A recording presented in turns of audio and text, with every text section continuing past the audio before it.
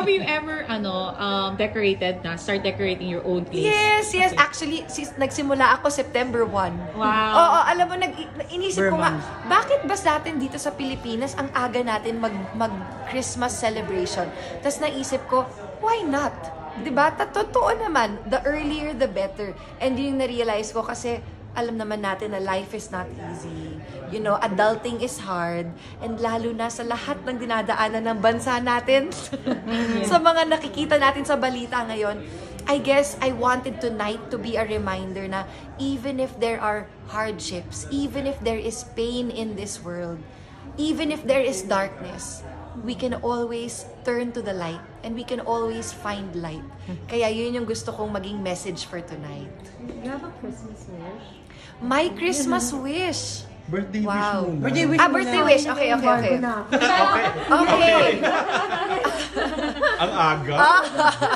Ako, ang birthday wish ko is inner peace for me and for my family. And ang Christmas wish ko for everyone is to experience that kind of inner peace. Because I know that everyone deserves to be at peace with themselves, be at peace with life. And my wish is for everyone to just be happy. And even if merong galit, even if meron tayong pain, let's try our best to share good energy with one another. So I pray for everyone to be happy and to share happiness with others as well. So ando ka na, Max, ngayon sa parang healing era mo? Parang, healing era. Ang tawag doon? Yung parang healing guru ka. Ang tawag sa'yo ngayon? Ang matatawag ko sa akin is yoga and meditation teacher. At nung bata ako, pag tinatanong pala ako ng mommy ko nung bata pa ako, what do you want to be when you grow up? I want to be a teacher. Yun pala yung sinasabi ko. Tapos biglang eto na ako. Teacher pa rin, pero ibang klaseng, akala ko nun parang preschool teacher or high school teacher.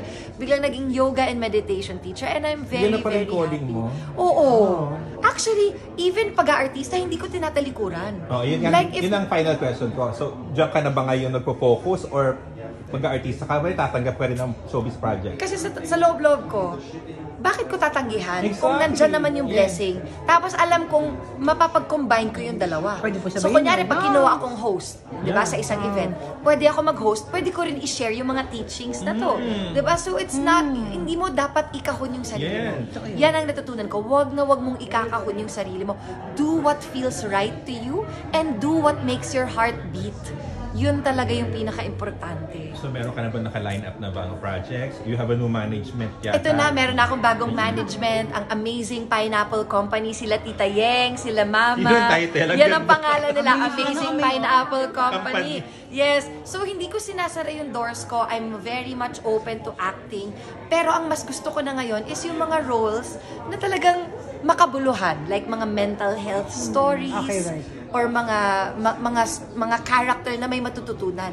Pero kasi roles. Okay lang sa akin. Like yung last show ko, Viral Scandal, I liked it, kontrabida ako doon. Pero kasi mental health yung story.